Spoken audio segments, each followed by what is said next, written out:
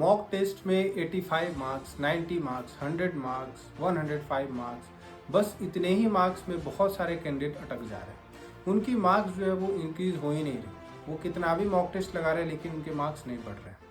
तो उनका कंसर्न है कि आखिर किस तरह से मॉक टेस्ट लगाया जाए जिससे हमारा स्कोर जो है वो बढ़े। तो सबसे पहले आप अपनी सिलेबस अच्छे से कवर करो और PYQ को सॉल्व करना। मॉक टेस्ट जब लगाना आप, तो मॉक टेस्ट में एक आप सीक्वेंस सेट करो। लाइक 4 पोर्शन से अगर आपसे पूछे जा रहे हैं क्वेश्चन, इंग्लिश, रीजनिंग, मैथ्स और GK GS से, तो आप पहले कौन से सब्जेक्ट को टैकल करोगे, ये चारों सब्जेक्ट के लिए जो है वो आप फिक्स करोगे और यही सीक्वेंस को आपको एग्जाम में भी अप्लाई करना है। मैं अपनी बात बताता हूँ, मैं चारों में सबसे पहले GK GS को पिकअप करता हूँ। इसलिए पिकअप करता हूँ क्योंकि इसमें समय कम लगता है और दूसरा ये पोर्शन जब मेरा कंप्लीट हो जाएगा तो कुछ प्रेशर रिलीज होगा माइंड से।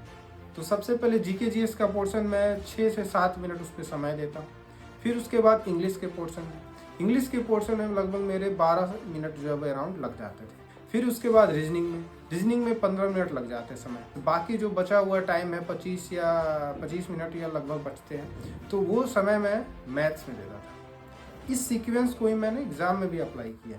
आपको भी मैं ये नहीं कह रहा कि आप इसी सीक्वेंस में बनाओ, आपको जिसमें सहूलियत हो, लेकिन ये एक अच्छा सीक्वेंस हो सकता है। उसके बाद जब आप मॉक टेस्ट सॉल्व करते हो घर पे, तो उसकी अच्छे से एनालिसिस करो। एनालिसिस इस तरह से करो कि कोई क्वेश्चन अगर छूट गया, आपसे नहीं सॉल्व हुआ, तो क्यों नहीं सॉल्व हुआ, उसके रीज़न क्या है। कॉन्सेप्ट नहीं आपको पता तो कॉन्सेप्ट नोट डाउन करो, अगली बार से ये क्वेश्चन नहीं छूटना चाहिए।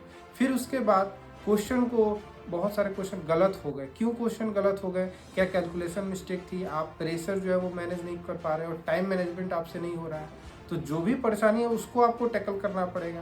अपने कमी को ढूंढो और उस पर काम करो। मॉक टेस्ट इसी के लिए बना हुआ है, ये एक फिल्टराइजेशन का काम करता है। फिर जो सही भी हो गया तो सही में ये आप देखो कि आप कितना टाइम दिए हो। एवरेज टाइम से ज़्यादा टाइम तो नहीं ले रहे हो, एवरेज से आपको कम टाइम लेना है। तो इन चीज़ों पे आपको ध्यान देना है।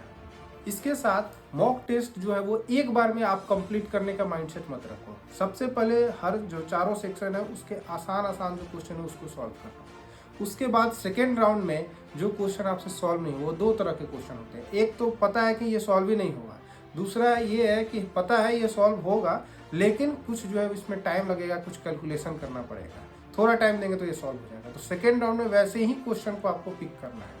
जब आप फर्स्ट राउंड में जब क्वेश्चन सॉल्व करते रहोगे तो वैसा जो क्वेश्चन होगा उसको आप नोट डाउन कर लेना, उसका क्वेश्चन नंबर, या फिर मार्क कर देना। तब जो है आप सेकेंड राउंड में उसको अच्छे से सॉल्व कर लेना। तो इस तरह से जो है आप मॉक टेस्ट लगा सकते हो। Thank you.